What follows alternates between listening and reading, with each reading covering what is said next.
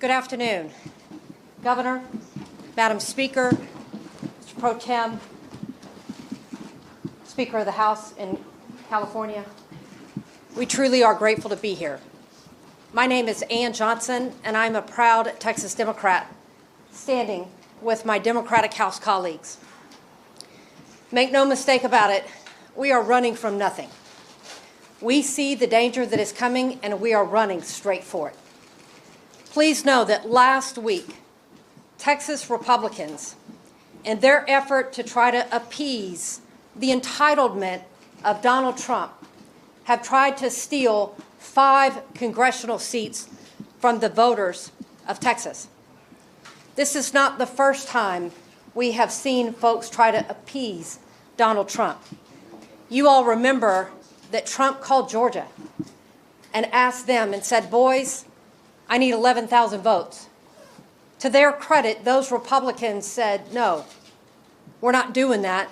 That crosses a line.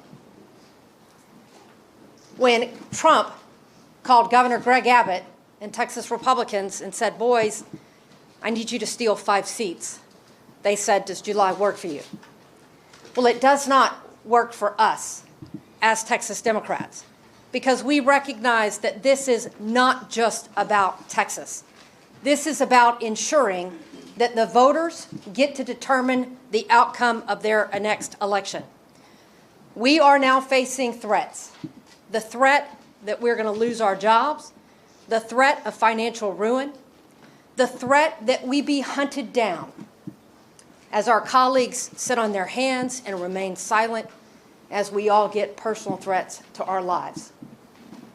When people show you that they are more concerned with keeping the job than doing the job, you know that they are not worthy of public service. We as Democrats are standing up to ensure that the voices of every voter is lifted up in this next election cycle and that the next election is not stolen from them. Please know that we do not take lightly where we are with today's climate and the threat that the FBI come to get us. We proudly stand with Californians in this moment that when faced with Texas's steel, they have met it head on with courage and with a sense of urgency to protect the entire nation. We are running from nothing. We are running to the front lines. We are running to the front lines to stand with other Democrats across the state of Texas, across the state of California, across this nation, to ensure that each and every individual has the opportunity to pick, to decide that government is for the people, by the people, and not the politicians selecting them. And so we are here because we do know that courage is contagious. And we are here to give hope to others to stand up and be courageous in this moment. I am so grateful to introduce Assemblymember Isaac Bryan as part of the California group that is here to stand with Texas Democrats.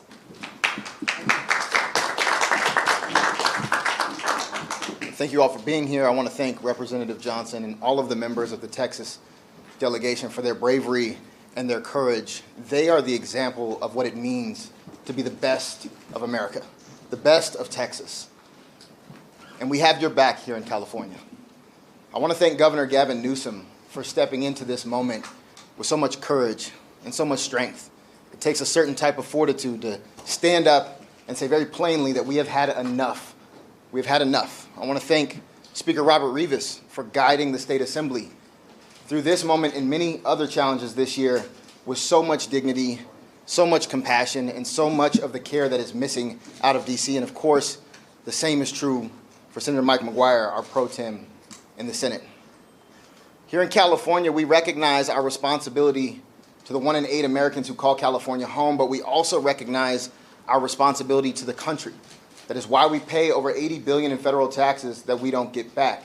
It's why we export food to every corner of this nation. It's why we export culture and storytelling. It's why we host students from around the country at the #1 public university in the world, UCLA.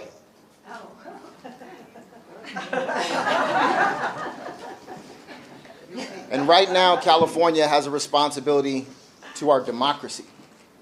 What is happening in Texas, what is being pushed out by the Trump administration beyond Texas, is something we thought we would never see, where people's lives, their representation, their participation is willingly stifled, violently stifled, in plans that did not include public opinion, that did not include public participation, and had a pure political goal.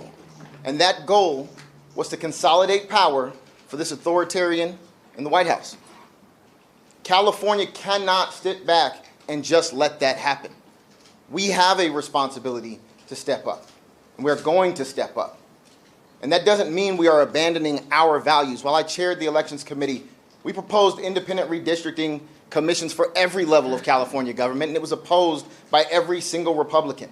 We updated the Fair Max Act. It was opposed by every single Republican. We are not doing away with the independent commission that we establish every single decade, but we are meeting this moment because this is not a turn the other cheek moment while they continue to send blow after blow to the foundations of democracy. Where I'm from in Los Angeles, when they go low, we squabble up. I had the great pleasure of seeing John Lewis several times before he passed away. And he always said the same thing in every single room I was in with him. He said, if you see something that is not right, that is not fair, that is not just, you have a moral responsibility to do something about it. And that is what has brought us here today. And I have the great privilege of introducing the chair of the Senate Elections Committee, my colleague and my friend, Sabrina Cervantes.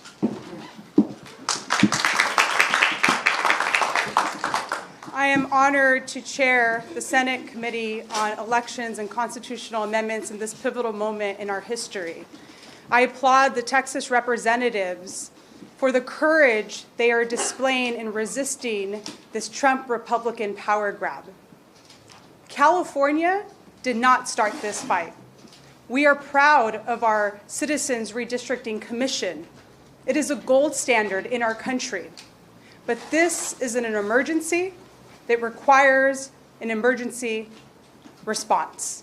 California stands ready to respond. We will not sit idle on the sidelines while our communities are torn apart. This is a path to end the chaos. I would like to call up our speaker, Speaker Rivas. Well, good afternoon, everybody. And, since the moment that Donald Trump was sworn in as president, he has worked to change our country from a proud democracy to an authoritarian state. The stakes are high. That's why we are here this afternoon. They are that high. He's bullying universities to control what they teach. He's targeting news programs and late-night shows, attempting to control what we watch.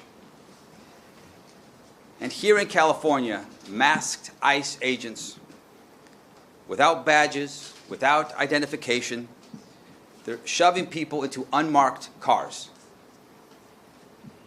disappearing them into detention centers with no accountability, and too often, no way for families to even find their loved ones. And let's be clear, they're not going to stop with the most vulnerable people, our undocumented residents. History tells us that that is not how authoritarianism works. We are only 7 months into this presidency, 7 months. And the more power they get, the more they will take. And what will they do with this power? More immigration raids, more arrests, more crackdowns, more attacks on our freedoms? Well, certainly what we can expect are more negative consequences for every single American. Because of Trump's policies, millions of Californians will lose their health care. And so we have to stand up now. We have a responsibility here in California to stand up and defend our democracy. And I'm proud to stand here with the brave Democrats from Texas who are doing just that. Texas Republicans acting on direct orders from Donald Trump are redrawing congressional lines so that there is no way to dislodge them from power of Congress. No way to hold them accountable. No way to prevent them from doing whatever they want. Well, as Californians, we're here to say absolutely not. If they're trying to destroy our democracy, you're going to have to come through California. You have to come through California, where we are nearly 40 million strong in this state. We have the 4th largest economy in the world. And we have a proud tradition here in our state of standing up for the people's rights, of standing up for what is always in the best interest of our state and of this country. We will not allow Trump's Republican Party to rig this system and take permanent control of the U.S. House of Representatives. We are prepared, and we will fight fire with fire. And we will do whatever it takes to defend our democracy. California will do whatever it takes to protect the voices, to protect the votes, and to protect the rights of every single American. And now I'd like to introduce and welcome my partner in the State Senate, Pro Tem Mike McGuire.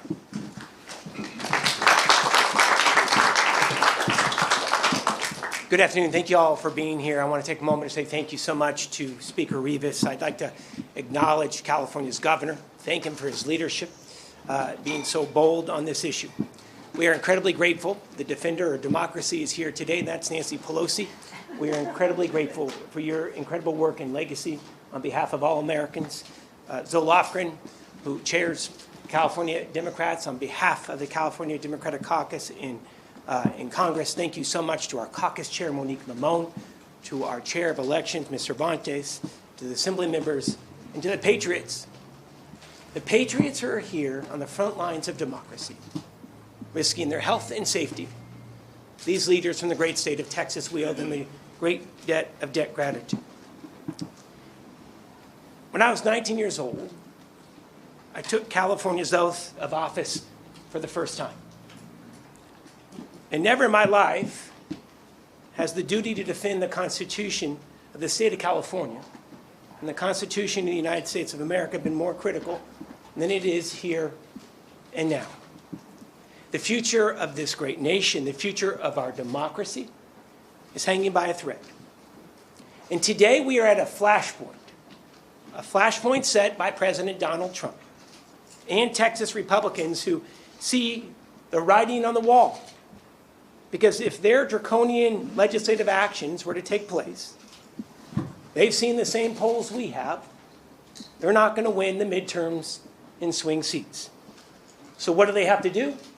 They have to cheat to win. Here's what we know. We know what the American people want right here and right now. They want lower prices for families, not expensive tariff taxes. That's costing American consumers hundreds of billions of dollars and devastating California's economy. People want cancer research that save lives, not golden ballrooms that stroke egos. People want a government that trusts trained scientists in real numbers, not secret police who literally are snatching innocent people off the streets of this state. Take a moment to think about this for a second. They're taking innocent people off the streets of our communities and shove them into moving vans. People want their health care. They don't want tax cuts for billionaires. So in order to win, Donald Trump has to cheat. And they've come up with this cynical ploy in Texas to be able to redraw congressional maps to silence working voters, to silence Latino and black voters, and to prop up an authoritarian presidency that is rotten to its core. All of us here, we've taken that same oath of office, and I don't mean to get emotional about it, but it's incredibly personal to each and every one of us. And that's why if Texas moves forward with this action, California has to be prepared to respond. It is our sacred responsibility to California, to our country, and we know that there is no bottom to Trump's dystopian plan. I'm firm in my belief that if the legislature puts a redistricting initiative on the ballot, I believe the people of the Golden State will do the right thing. I trust the voters of California more than I would ever trust Trump and his lackeys in Texas. You know, I've heard it mentioned before. 2 wrongs don't make a right. The response that we have to be prepared for is not a wrong. It's not a wrong to stand up for the Constitution of this state and for the Constitution of the United States of America in the face of those who would destroy it for their own personal power and profit. It's not wrong to stand up to the billions in cuts that the president is proposing to health care here in California, to education, to our university system. Letting people vote is the right way to go about it. So is national redistricting that leads to independent maps all across the country, and it's wonderful to see the Republican congressional members in the state starting to see the light that Democrats have had for decades. I want to end it right here with this. We've had the honor to be able to talk with several of our colleagues from Texas who described that they're being tracked by the FBI. Leaders in the state of Texas are being tracked by the FBI. They're facing bomb threats, death threats, and that is after what we saw in Minnesota just 2 months ago. Republicans, Donald Trump, Greg Abbott, Texas Republican leaders, they have the power to stop the threats, to stop all of this. And that's the questions that the media should be asking. Why aren't they stopping this? Republicans in California also have the responsibility to see that their Republican leaders do just that. This isn't a fight.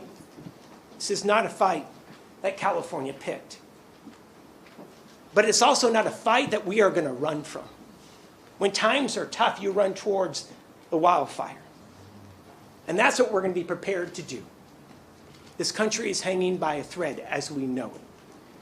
We have the duty to protect it with an ironclad commitment that we all swore before God.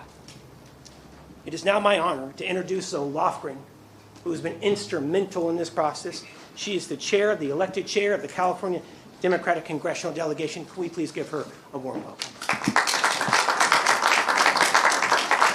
Well, thank you very much, Mike. You know, the California Democratic Delegation has been long in favor of independent citizens commission. In fact, the commission drew our lines. We are not allowed to give them any input, and that was fine with us. I am the author of a bill in the House to require independent commissions in every state. And when Democrats were in the majority, and we had Ms. Pelosi as our speaker, we passed a bill that included independent commissions in every state. We did not get a single Republican vote for that, and the Republicans blocked it in the U.S. Senate. So we're not here trying to change or rig the system. We're here because Donald Trump and his Republican cohorts are trying to rig the system. They know that what they've done to the American people is deeply unpopular. They know that because of what they've done, stripping health care for more than 17 million Americans, to give tax cuts to billionaires, hurting California by increasing pollution, by stripping education funds, by stripping nutrition programs from the needy. That is very unpopular, and we cannot allow these elections to be rigged without a response. Now, the Democrats in California are happy with all our districts just as they are.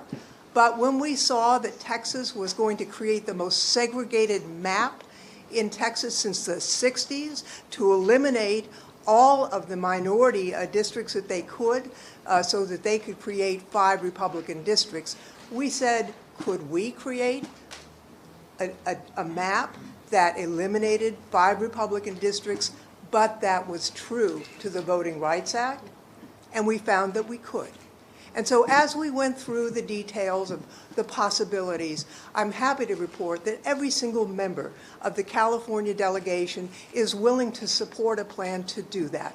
We cannot stand here. We cannot stand here and just shrug as Trump and the Republicans try and rig the rules so they can avoid responsibility for the damage that they have done to this country. We need a break on them, and we can get it in the midterm elections.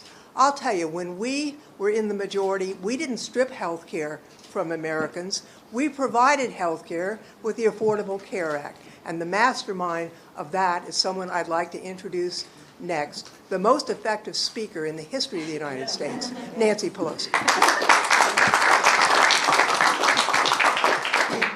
Thank you very much, Zoe. I think it's very clear from listening to our presenters so far that the Republicans are acting because they have bankruptcy of ideas. They have no winning ideas to present to the American people, and they cannot defend their actions legitimately. So they're trying to do it and rig it illegitimately. I want to thank our governor for his leadership, his persistence in protecting and defending our Constitution and our democracy. Thank you, Governor Newsom. It's an honor to be here with the Speaker of the Assembly and the President Pro Tem of the Senate of our legislature and hear their clear message about what this means to California, but more importantly, to our country. And I join them in welcoming the courageous members of the Texas delegation who are here. We thank you not only for your courage, but for your patriotism. For your patriotism. I've said to you before, at the beginning of our country, Thomas Paine said, "The times have found us." Times found them to form a new country, to write a constitution, and the rest, thank God, they made it amendable.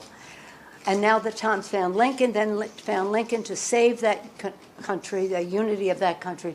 And now the times have found all of us, and especially our Texas delegation, to save our Constitution. I'm from Maryland originally, and I'm very proud that the national anthem was written there. And my favorite line in the anthem is, "Proof through the night that our flag was still there." We have a responsibility to prove through the night of this Trump administration, the darkness of it all, that our flag is still there with liberty and justice for all. And that is what I'm so proud of the leadership of all of our California delegation in Congress, but also our state legislature as well. Zoe Lofgren has led the way as the leader of our House Democrats from California in the unity that she mentioned about our delegation. And this is something that we're unified on to honor our oath of office to protect and defend the Constitution of the United States. The president has paved over the Rose Garden. He's paved over freedom of speech. He's paved over freedom of education. The list goes on and on. Independent judiciary, rule of law, pave it over. But we will not he's gone too far. We will not let him pave over free and fair elections in our country, starting with what he's trying to do in Texas, countering that. So this isn't two wrongs, or as was mentioned. It's not a wrong in what we're doing. This is self-defense for our democracy. They have hit out at our democracy, and we are here to defend it. I thank again our Texans for their leadership, for their courage, most of all for their patriotism. And now I'm very pleased to yield to our distinguished leader in all of this effort, someone who was right out there right from the start, who brings us together, making us so very proud, our Governor, Gavin Newsom. Thank you. Let me thank everybody for taking the time to be here, and let me welcome all of you to Governor Ronald Reagan's home. Reminded of Governor Reagan's last speech in the Oval Office where he talked about the life force of new Americans. He talked about Lady Liberty's torch. And here we are, fast forward decades later, appropriately with a portrait of Ronald Reagan looking down on the President of the United States of America, Donald Trump, who's trying to light a torch on democracy. He's trying to roll back the last half century. He wants to put America in reverse on LGBT rights, on voting rights, civil rights, on the rights of women and girls. We're here in that light at this profound and consequential moment. And we're here with 6 courageous leaders, as they've been described, from the Texas delegation. It is my privilege to have had now 2 delegations visit from Texas. And it's my honor to welcome all of you and to thank you for your courage. Thank you for faith and devotion to the cause that unites all of us across this country, regardless of party. And that are the enduring principles of our founding fathers. You know, we talked about the 249th anniversary of those principles. Next year, we'll celebrate the 250th anniversary of those enduring principles, the best of the Roman Republic and Greek democracy, a system of co-equal branches of government. This notion of a system of checks and balances, popular sovereignty, all of that on the line, all of that at risk. And so I'm very sober and mindful of this moment. And as a consequence, we have taken our relationship to this moment very, very seriously.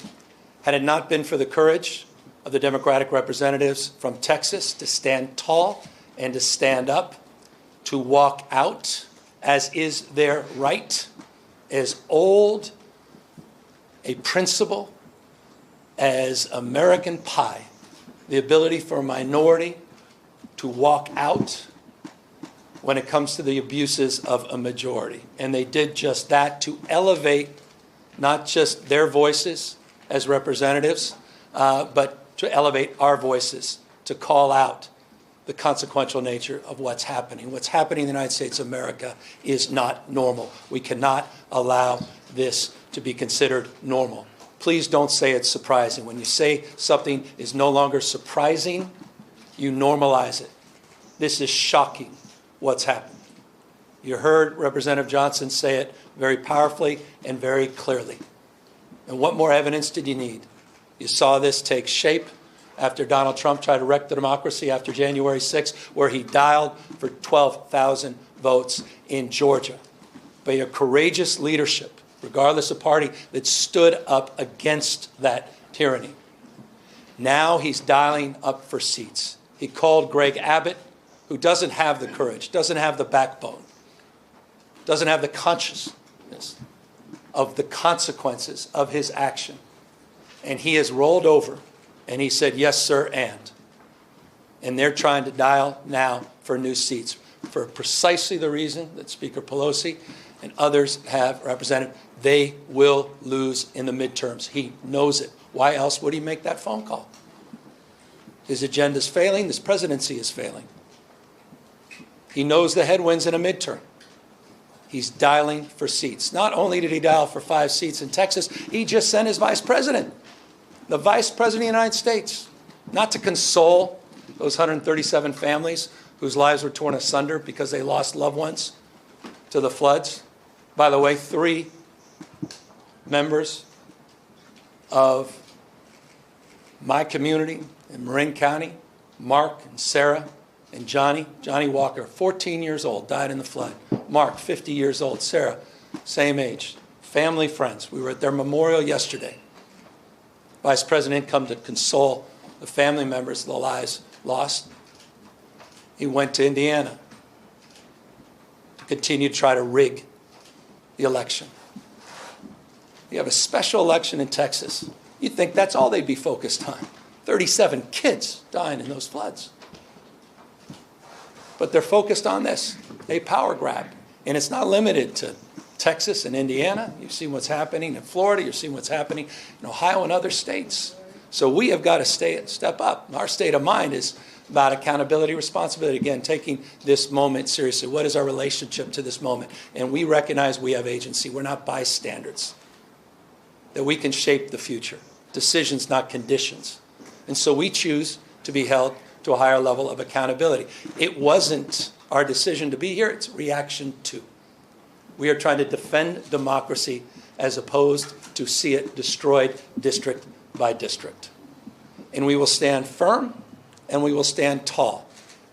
And perhaps the expression today is the expression of unity. That's what we're trying to communicate.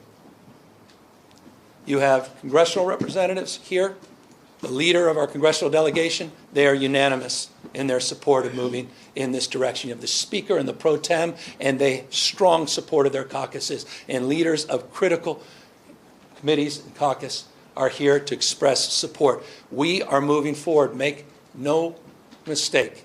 California is moving forward as a state that's larger than 21 state populations combined. We are not a small, isolated state. State larger than 21 populations combined. We tried to play by a higher set of standards and rules with our independent redistricting, and we believe in that. And we are not talking about eliminating that commission. We are talking about emergency measures to respond to what's happening in Texas, and we will nullify what happens in Texas. We will pick up 5 seats with the consent of the people, and that's the difference between the approach we're taking and the approach they're taking. We're doing it on a temporary basis. We're doing it in a fully transparent way, and we're doing it by asking the people of the state of California for their consent and support. Mark that stark contrast to what's happening in Texas and other states. We are resolved and we are aligned in this strategy. And I'm deeply, in closing, grateful for the leadership that's assembled here today. In unprecedented time, required an unprecedented approach, an unprecedented leadership to build the kind of consensus that we believe we have. We have till August 22nd.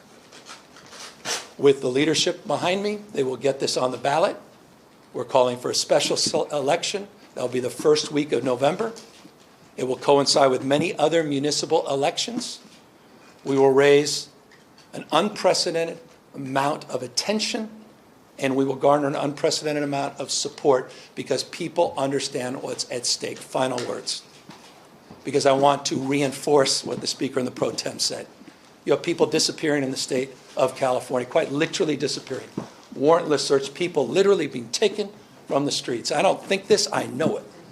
16-year-old kid whose mom and dad working 20 years at the same packing facility, 16-year-old didn't even know how to get back into his own home because mom and dad disappeared going to work.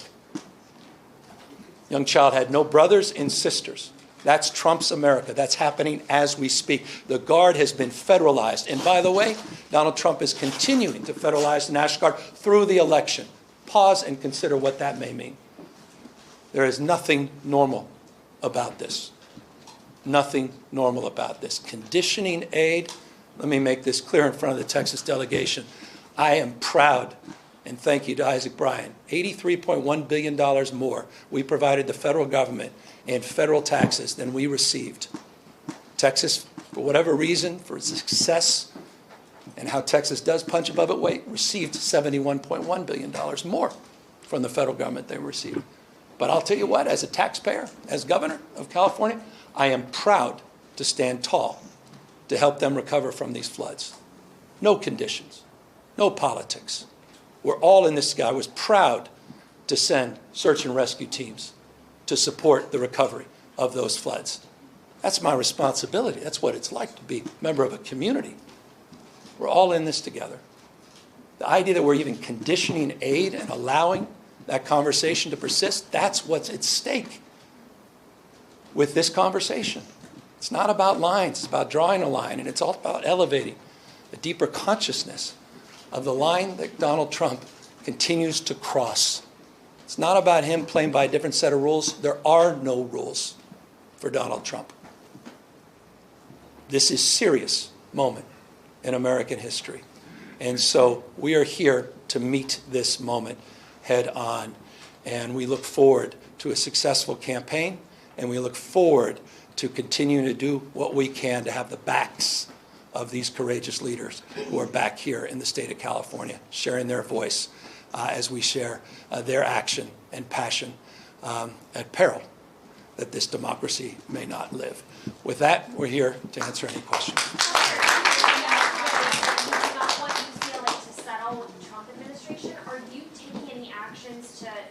Yeah, we'll sue. I mean, this is a separate topic, but it's not necessarily disconnected from this topic. Donald Trump today is trying to silence academic freedom. He's attacking one of the most important public institutions in the United States of America, one of the finest institutions of higher learning in the world, one of the great research institutions in this country, one of the reasons California is the tentpole of the U.S. economy, one of the reasons we have more scientists, engineers, more Nobel laureates than any other state in this nation. He has threatened us through extortion with a $1 billion fine unless we do his bidding. So as long as I'm governor, I will stand tall and push back against that. And I believe every member of California legislature feels the same way. We will not be complicit in this kind of attack on academic freedom on this extraordinary public institution. We are not like some of those other institutions that have followed a different path. Governor, given the timeline that you've mentioned on the special election, it sounds like the California legislature will have 5 days to basically set the election. When will the maps be released to give the public ample time to at least review them? Well, that's a question for all of our folks here, but bottom line, it's going to be in their ballot box. It's going to be on their ballot. So it's about as transparent as it gets. I have not been privy to the map. I'm mapping out a strategy to make this successful. I have not looked at any maps. I told you that yesterday, told you that last week, and that continues to be the case today. As it relates to that map and that process that's going through, by the way, it's very transparent because these are familiar maps. The independent redistricting has taken over 10,000 hours of testimony and public comment over the years, and they've bandied about many of these maps that have been seen before. So it's a very familiar process. It's not a very complicated process. It may appear to be, but it's not. But the process we want to make very transparent. And that's the idea of putting the maps on the ballot. And that was something for me was a red line. And it's something that I think is foundational in terms of this effort. So does it not matter what people think that in the 5 days that the legislature has the time? I mean, this is for really legislative leaders. Is 5 days an adequate enough time for the public to review what you will present to them on the ballot? So I can tell you this, Ashley, that maps we anticipate will be available next week. Our work began with the work that was already done, as the governor just mentioned, by our independent redistricting commission. Once these maps are released, voters will have the opportunity to digest these maps, review them for weeks and months leading to this election. If there is another state with a more transparent process where voters will get the ultimate say in these new maps, please let me know what it is, or if there's a state doing it, because we are going above and beyond to ensure that, one, we are protecting the Voting Rights Act, and that we are sending the voices of our most vulnerable to Washington, D.C. But when it comes to the maps, we anticipate these maps to be available next week. Governor, I have a question. How can you guarantee to Californians this will be a one-time exception with the Independent Redistricting Commission? If you're in a gerrymandering arms race, what makes you confident this is the only time you'll ask them? Well, I'd say we want to do it for the 26, 28, 30 ballots, just for congressional representatives alone. We want to provide that opportunity to the voters. They'll make that decision, and they'll decide that direction. We want to maintain the framework of the Independent Redistricting Commission, which I've long supported. We believe, as the Lofgren believes, as the author of the legislation that only Democrats signed. I'll repeat that because it needs to be repeated. The Democratic Party is on record supporting national independent redistricting. The Democratic Party is on record. The Republican Party is nowhere to be found on that. But we're not going to unilaterally disarm in the state of California. We tried to lead by example with the Independent Redistricting Commission. And we are looking at temporary measures. And that is my intent, and that is the direction that ultimately will be made by the public. I have a question for the Texas reps. What's your reaction to your Attorney General suing you guys today for leaving the state? I mean, it just follows the long line of threats, right? I mean, we can tell they're desperate. I mean, they are throwing everything at us that they can. The loss of leadership, the financial ruin, the threats that they are putting out into their group. And then, of course, my colleague here, they have filed litigation to try to vacate seats. They are trying to overturn the will of the electorate before a time as said because they are afraid of the voters. Not only do they want to take out 5 congressional seats and steal them, they now want to take out the representatives that are actually standing up against them attempting to rig the next election cycle. Duly elected representatives out of Texas that have elected us to be here today to break quorum per our Constitution because we know that the majority has gone off the rails. I'm State Representative Gina Hinojosa, and I'm one of the legislators in Texas who is facing a threat by our Attorney General to be removed. You should know, just 2 days ago, I checked in with my office. We had 700 calls on this bill proposing a new map. It hasn't even been out a week for the public to see. 4 were opposed.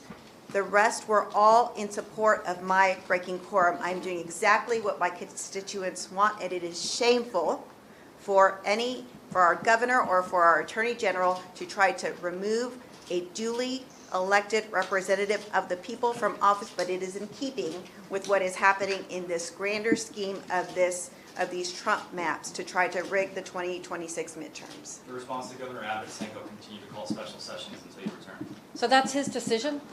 That's the benefit of who you elect for governor. We are breaking and doing everything we can to break this quorum. We have 137 at least. We are missing 2 more individuals out of Central Texas. We have been there for 2 weeks waiting to address that issue. They only put 1 bill up for us to debate in the House, and it was redistricting. We have an arrest warrant for us to go back to Texas for 1 bill only. They don't want us to come back for flooding. They are using those families as a distraction. The governor can write a check right now to try to start the process. And so it's his decision what's valuable to him. Does he want to have us come back and address flooding, to address the issue of school testing, to address human trafficking, to address the infrastructure in our courts? We will gladly show up. So you're going to find out, the people of Texas, who he plays for. Is he going to call us back for you, or is he going to call us back to do Trump's bidding? Are you prepared to stay out of the state through even the filing deadline in December, if that's what it takes to stop a redraw of the 2026 map? So we take this fight 1 day at a time. We fight to win today, and tomorrow we assess and take it on. Then I'm reminded of a quote by one of our wonderful governors of the past, Ann Richards, and she said, "The here and now is all we have, and if we play it right, it's all we need." And that is what is happening here today. We're about to play it right. Thank you. Question for the governor. If California redraws districts for Democrats to try to fix seats, that would only cancel out what Texas is doing, but Republican-led states, including Florida, Ohio, Missouri, and Indiana, will or are considering redrawing their own lines, and Democrats don't control enough states or have enough districts to pick up to counter that.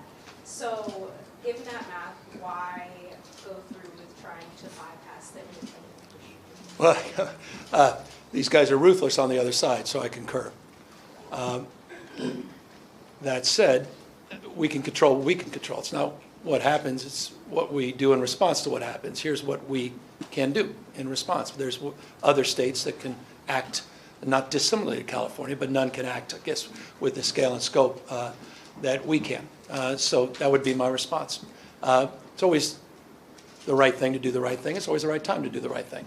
And our response is what we can control, and we can encourage others through the power of emulation to consider the approach that we've taken based upon their unique circumstances. Most states don't have independent redistricting. Many states have supermajorities in their legislature. There are a number of other states, as you know, that are considering democratically led states and not just Republican-led states that are considering similar actions. But we're not going to unilaterally disarm. We're not going to allow them to roll us over, and at least we will have the power of expressing ourselves very powerfully that everything they did in Texas, all the fire and fury, signified nothing. That we neutralized it. We nullified that. We don't move unless they move. This is triggered. They drew first blood. We're responding to this action. And this is how we choose to respond, and I hope other governors and other leaders across the country do the same. Last question. In the hypothetical, if it is triggered and voters do not approve it, Is there a backup plan? Is there a plan B if Texas moves? I think the voters will prove it. I think the voters understand what's at stake. Look, I'm not naive. We live in the most un-Trump state in America. And I think people understand, boy, do they understand, intimately understand what's at stake with Donald Trump. What more evidence you need today, a couple days ago, with a Penske truck where people just jumped out, racially profiling people. Look at what just happened at UCLA. What more evidence do we need? And so I think I have all the confidence in the world of the wisdom of the voters of this great state. And I'm not just talking about Democrats. I'm not just talking about independents. We believe in independent redistricting. That will be on the ballot. We believe it should be nationalized. That will be on the ballot. We have the opportunity to send a message enough, and I believe Republicans, not just Democrats and independents, will meet that call, and we will overwhelmingly support this change. Thank you, we're out of time. Thank you, guys. Thank you.